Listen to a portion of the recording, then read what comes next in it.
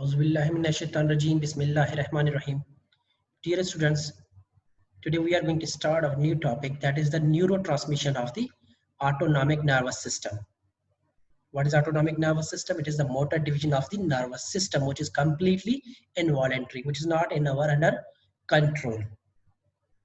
We have already discussed the autonomic nervous system and its organizations. Now today we are going to start its transmission.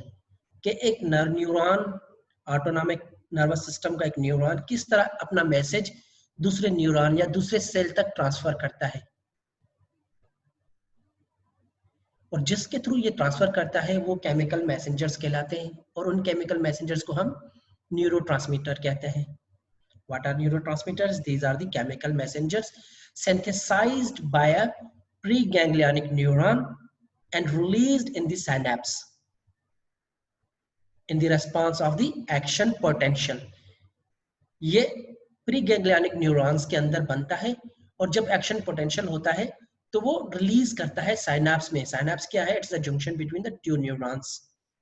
एक का nerve ending होती है axon terminals, दूसरे का dendrite होता है, और उन दोनों के बीच के गैप को कहते हैं साइनैप्स. उस साइनैप्स के अंदर, उस स्पेस के अंदर न्यूरोट्रांसमीटर को रिलीज करता है preganglionic neurons. Further rapid communication के लिए होता है. Neurotransmitters are packaged into the synaptic vesicles of the presynaptic side of synapse. मैंने पहले भी कहा कि जब ये सिंथेसाइज होते हैं, सिंथेसाइज होने के बाद ये स्टोर्ड होते हैं स्पेसिफिक वेसिकल्स में, जिनको हम सिनेप्टिक वेसिकल्स कहते हैं, जो प्री गैंग्लियनिक न्यूरॉन्स के अंदर होते हैं एक्सॉन टर्मिनल की एंड पर. Generally, there are two types of neurotransmission in the autonomic nervous system, depending upon the primary neurotransmitter. अब न्यूरोट्रांसमिशन जो ऑटोनॉमिक नर्वस सिस्टम है उसको दो हिस्सों में डिवाइड किया हुआ है ऑटोनॉमिक नर्वस सिस्टम के न्यूरोट्रांसमीटर की बुनियाद पर. एक होता है कोलिनर्जिक ट्रांसमिशन, दूसरी होती है adrenergic transmission. What is cholinergic transmission? All those neurons which releases acetylcholine as a primary neurotransmitter. Please keep in your mind, as a primary neurotransmitter. जितने भी न्यूरॉन्स हैं जिनका प्राइमरी न्यूरोट्रांसमीटर एसिटाइलकोलिन है, उन सबको कोलिनर्जिक न्यूरॉन्स कहा जाएगा, और इस ट्रांसमिशन को कहते हैं हम कोलिनर्जिक ट्रांसमिशन. अब ये कहां पर होती है? All preganglionic neurons, whether it is the sympathetic nervous system or the parasympathetic nervous system. जितने भी पैरासिम्पैथेटिक और सिंपैथेटिक नर्वस सिस्टम हैं जो प्री गैंग्लियनिक न्यूरॉन्स हैं, वो सारे के सारे कोलिनर्जिक इन नेचर होते हैं. They releases acetylcholine as a neurotransmitter. While in adrenergic transmission कहां पर होती है? In the sympathetic nervous system post ganglionic neurons. Post ganglionic neurons में, सिंपैथेटिक नर्वस सिस्टम में जितने भी होते हैं न्यूरोट्रांसमीटर जिनके अंदर एपिनेफ्रिन रिलीज होती है या नॉरएपिनेफ्रिन रिलीज होती है, उनको हम एड्रेनर्जिक न्यूरॉन्स कहते हैं, और इसके ट्रांसमिशन को एड्रेनर्जिक कहते हैं.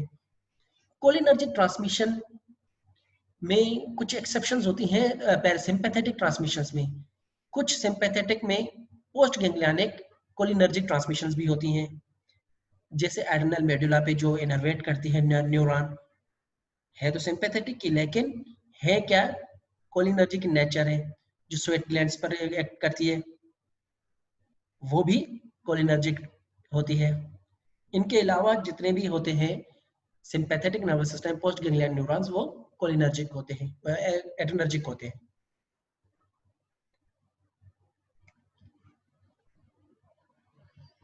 Let's discuss first the cholinergic transmission. अब कोलिनर्जिक ट्रांसमिशन को हम डिस्कस करते हैं. इससे डिस्कस करने से पहले इनके ट्रांसमीटर को डिस्कस करते हैं कि किस तरह इनका ट्रांसमीटर जो है, केमिकल मैसेंजर है, वो सिंथेसाइज होता है, उसके बाद वो स्टोर होता है, और कैसे रिलीज होता है, और कौन कौन सी ड्रग इसको कहां पे इनहिबिट करती है. Let's start its synthesize. Acetylcholine synthesize होता है दो मॉलिक्यूल से. इसको कहते हैं एसिटाइल-कोए, दूसरा कोलिन. एसिटाइल-कोए जो सिंथेसाइज होता है सेल के अंदर, माइटोकॉन्ड्रिया के अंदर सिंथेसाइज होता है, जबकि कोलिन ट्रांसपोर्ट इन होता है सेल मेम्ब्रेन से, बाहर से आता है, एक्स्ट्रासेलुलर फ्लूइड से वो आता है, ट्रांसपोर्ट होकर सेल के अंदर कोलिन थ्रू स्पेसिफिक ट्रांसपोर्टर्स. जिनको एक ड्रग इनहिबिट कर सकती है, और ये रेट लिमिटिंग स्टेप कहलाता है। जो कोलिन की ट्रांसपोर्ट है, it's called the rate limiting step of the synthesis of acetylcholine, and it can be inhibited by a specific drug called hemicholinium. इसको यहाँ पर देख सकते हैं आप, ये हेमिकोलिनियम ड्रग है।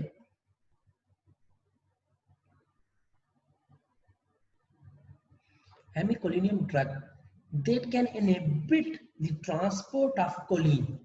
जब ट्रांसपोर्ट इनहिबिट होगी तो there will be no synthesis, synthesis inhibit होगी। अब ये सिंथेसिस जो हो रही है, इसको कैटलाइज कौन कर रहा है? Specific enzyme that is called the choline acetyl transferase.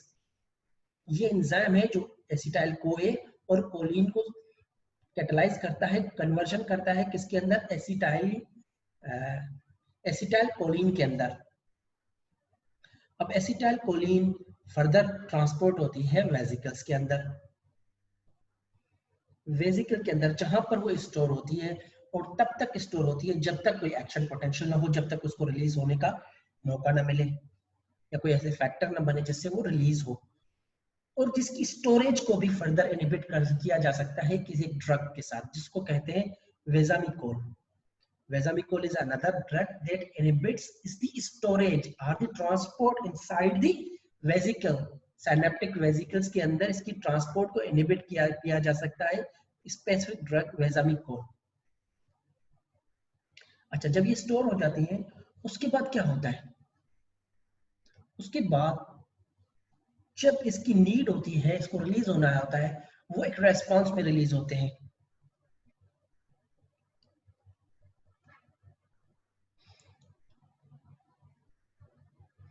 Release कब होते हैं? Acetylcholine required interaction between vesicle associated membrane proteins and receptor which is enabled entry of calcium ions upon action potential. जब action potential होता है, जब calcium ion की entry होती है, influx होता है न्यूरॉन के अंदर, तो ये क्या करता है? ये काज करता है किस चीज को? इंटरेक्शंस को।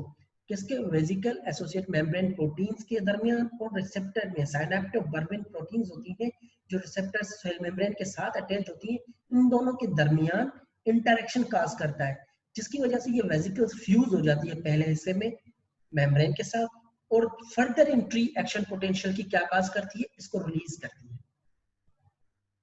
इसको रिलीज करती है कहां पर? साइनेप्टिक वेसिकल्स में। जैसे ये साइनेप्स में रिलीफ होती है, साइनेप्टिक क्लेफ्ट में रिलीज होती है, वहां जो पोस्ट गैंग्लियनिक न्यूरॉन्स होते हैं वहां पर रिसेप्टर्स होते हैं, कोलिनो रिसेप्टर्स। वो निकोटिनिक रिसेप्टर्स होते हैं। एसिटाइल कोलिन के लिए दो रिसेप्टर्स होते हैं, एक निकोटिनिक रिसेप्टर्स होते हैं, दूसरे मस्करिनिक रिसेप्टर्स होते हैं। जो न्यूरॉन के अंदर होते हैं, साइनेप्स के अंदर होते हैं, वो निकोटिनिक इन नेचर होते हैं, आयनोट्रोपिक टाइप रिसेप्टर्स होते हैं। वो जब एसिटाइलकोलिन बाइंड होती है तो फर्दर मैसेज को प्रोपेगेट करता है, ट्रांसड्यूस करता है मैसेज को पोस्ट गैंग्लियनिक न्यूरॉन्स के अंदर। अब जो इसकी रिलीज है वो किस तरह इनहिबिट की जा सकती है? Through the specific drug botulinum toxins. Botulinum toxins वो ड्रग्स हैं जो यहां से स्पेसिफिक ट्रांसपोर्टर से एंट्री करते हैं कोलिनर्जिक फाइबर्स के अंदर, जो प्री गैंग्लियनिक फाइबर्स होते हैं उनके अंदर एंट्री करते हैं, और इन मेम्ब्रेन प्रोटीन्स के साथ इंटरैक्ट करके इनके मेटाबोलाइज करते हैं और इनकी नेचर को चेंज करते हैं ताकि इसकी फ्यूजन को इनहिबिट कर सके। जब इसकी फ्यूजन इनहिबिट हो जाएगी वेसिकल्स की, तो ये रिलीज नहीं हो सकेगी।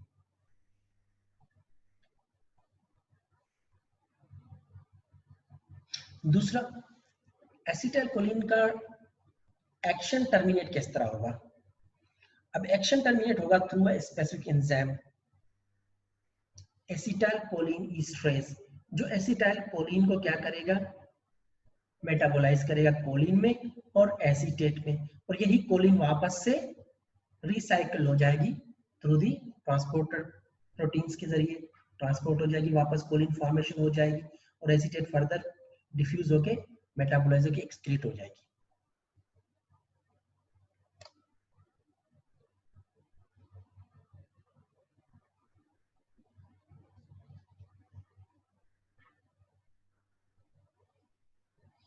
Now come to the second transmission. depending on the primary neurotransmitter, that is adrenergic transmission. अब एड्रेनर्जिक ट्रांसमिशन किस तरह होती है, इसके अंदर अब हम देखेंगे कि किस तरह नॉरएपिनेफ्रिन सिंथेसाइज होती है, स्टोर होती है और रिलीज होती है। वहां पर कोलिन ट्रांसपोर्ट हो रही थी, यहाँ पर एक अमाइनो एसिड हो रहा है tyrosine. Tyrosine is a type of an amino acid which is transported inside the pre ganglionic fibres के अंदर ट्रांसपोर्ट होता है, या पोस्ट गैंग्लियनिक फाइबर्स के अंदर ट्रांसपोर्ट होता है, या एड्रेनर्जिक फाइबर्स के अंदर ट्रांसपोर्ट इन होता है। अब साइटोप्लाज्म में जैसे ही वो पहुंचता है तो there is an enzyme called the tyrosine hydroxylase. Tyrosine hydroxylase क्या करता है, इसको हाइड्रोलाइज करता है further in the form of dihydroxyphenyl alanine में, जिसको हम डोपा कहते हैं। टायरोसिन ट्रांसपोर्ट इन हुआ, tyrosine hydroxylase enzyme will hydrolyze this tyrosine into a dopa, dihydroxyphenylalanine. Further dopa will convert it into the dopamine. Dopamine में होगी, डिकार्बोक्सिलेशन होगी इसकी। फर्दर डोपामीन क्या होगी, ट्रांसपोर्ट इन होगी किसके अंदर, वेसिकल्स के अंदर, जहां पर वो फर्दर नॉरएपिनेफ्रिन में कन्वर्ट होगी, हाइड्रोक्सिलेटेड होगी और नॉरएपिनेफ्रिन में कन्वर्ट होगी, जहां पर वो स्टोर होगी। अब यहाँ पर दो ड्रग्स का जिक्र किया जाता है, मिटायरोसिन और रिजर्पिन, दो ड्रग्स है। मिटायरोसिन क्या करती है, metyrosine can inhibit the tyrosine hydroxylase enzyme which is also a rate limiting enzyme और rate limiting step. Rate limiting step कौन सा है, एनर्जी सिंथेसिस के अंदर, जब टायरोसिन कन्वर्ट होता है डोपा के अंदर by the action of tyrosine hydroxylase. जब टायरोसिन हाइड्रोक्सिलेज एंजाइम कन्वर्ट करेगा टायरोसिन को डोपा के अंदर, ये रेट लिमिटिंग स्टेप है। इस एंजाइम को इनहिबिट करने के लिए एक ड्रग है मिटायरोसिन। जब मिटायरोसिन एक्ट करेगी तो टायरोसिन हाइड्रोक्सिलेज को इनहिबिट करेगी, तो टायरोसिन की कन्वर्जन डोपा में नहीं हो सकेगी। So we will inhibit the synthesis of norepinephrine, our primary neurotransmitter. Second, we have another drug, reserpine, जो डोपामीन को वेसिकल्स के अंदर एंट्री होने पर इनहिबिट करती है।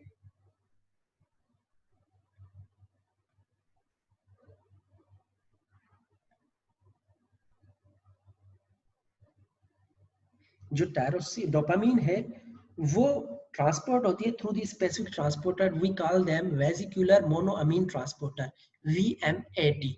VMAT क्या होते हैं, वेसिकुलर मोनोअमीन ट्रांसपोर्ट होते हैं, स्पेसिफिक एंजाइम स्पेसिफिक ट्रांसपोर्टर होते हैं, प्रोटीन्स होते हैं जो डोपामीन को ट्रांसपोर्ट इनसाइड वेसिकल्स करते हैं, वेसिकल्स के अंदर भेजते हैं। सेकंड, साइटोप्लाज्म के अंदर, यहाँ पे साइटोप्लाज्म के अंदर हमारे पास एक और एंजाइम होता है, उसे कहा जाता है monoamine oxidase, MAO, monoamine oxidase. ये मोनोअमीन ऑक्सीडेज क्या करता है, जो कुछ पोर्शन को डोपामीन के कुछ पोर्शन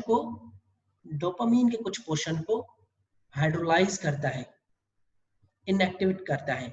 सिर्फ डोपामीन को नहीं, नॉरएपिनेफ्रिन को भी, और नॉरएपिनेफ्रिन को और डोपामीन के कुछ पोर्शन को इनएक्टिव कर देता है साइटोप्लाज्म के अंदर, उसे कहा जाता है मोनोअमीन ऑक्सीडेज। अगर कोई ड्रग हम MAO इनहिबिटर इस्तेमाल करेंगे तो हम एड्रेनर्जिक एक्टिविटी को इंक्रीज कर सकते हैं, क्योंकि हम उसकी कंसंट्रेशन को इंक्रीज कर सकेंगे साइटोप्लाज्म के अंदर, उसको इनहिबिट करेंगे इसकी MAO की एक्टिविटी को।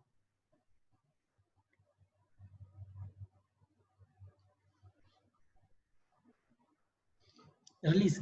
Dopamine and norepinephrine are released from their nerve endings by the same calcium-dependent mechanism responsible for the acetylcholine. जिस तरह acetylcholine का mechanism था, same वही mechanism होगा, calcium-dependent mechanism होगा, action potential होगा, और उसके response में norepinephrine vesicles जो है वो fuse होंगी membrane के साथ first, और उसके बाद वो exocytosis के through release करेंगी norepinephrine को synaptic cleft के अंदर। Metabolism not responsible for the termination of action of catecholamines. जिस तरह वहां पर एसिटाइलकोलिन एस्ट्रेज एंजाइम था जो मेटाबोलाइज कर रहा था एसिटाइलकोलिन को टेंशन टर्मिनेट के लिए, लेकिन यहाँ पर इस तरह नहीं है। यहाँ पर क्या होता है, यहाँ पर या तो ट्रांसमीटर डिफ्यूज होता है या रीअपटेक होता है थ्रू अपटेक वन ट्रांसपोर्टर। अब यहाँ पर NET अपटेक 1 ट्रांसपोर्टर है जो नॉरपेनेफ्रिन को वापस रीअपटेक करता है, सेल के अंदर वापस उसकी एंट्री करता है, या वो डिफ्यूज होता है फर्दर डिफरेंट सेल्स के अंदर जहां पर वो मेटाबोलाइज हो जाता है। इसकी टर्मिनेशन एक्शन का यही होता है। Outside the cleft, these transmitters can be metabolized by MAO and catechol O-methyl transferase. अब दो एंजाइम्स होते हैं, एक को MAO होते हैं जो आउटसाइड द क्लेफ्ट, इस क्लेफ्ट के थोड़ा सा बाहर दो एंजाइम्स मौजूद होते हैं, एक को कहते हैं कैटेकोल O-methyl transferase, दूसरा MA मोनोअमीन ऑक्सीडेज एंजाइम्स जो नॉरपेनेफ्रिन को या डोपामीन को हाइड्रोलाइज कर देते हैं, उनके एक्शन को टर्मिनेट करते हैं, उनको डीनेचर कर देते हैं। अब कौन कौन सी ड्रग होती है यहाँ पर, अब उनको थोड़ा सा जिक्र किया जाए। एड्रेनर्जिक ट्रांसमिशन में नॉरपेनेफ्रिन की सिंथेसिस को इनहिबिट किया जा सकता है थ्रू द मेटायरोसिन जो टायरोसिन हाइड्रोक्सिलेज एंजाइम को इनहिबिट कर रही है। दूसरा हमारे पास इनहिबिट होती है इसकी स्टोरेज को, क्योंकि वेजिकल के अंदर ट्रांसपोर्ट होगी तो वो वहां पर स्टोर होगी, उसकी वेजिकल ट्रांसपोर्टर्स को इनहिबिट करने के लिए हमारे पास एक ड्रग है रिजर्पिन, जिसका एग्जांपल दिया जाता है। इसकी रिलीज को इनहिबिट किया जा सकता है क्या, गोनेथिडीन। अब गोनेथिडीन का है वो सेम मैकेनिज्म के थ्रू जिस तरह बॉटुलिज्म टॉक्सिन था उसी तरीके से ये इन मेम्ब्रेन प्रोटीन के साथ इनहिबिट करेगा, इनको इंटरैक्ट करेगा और इसके फ्यूजन को इनहिबिट करेगा और इसकी ट्रांसपोर्ट रिलीज को इनहिबिट करेगा।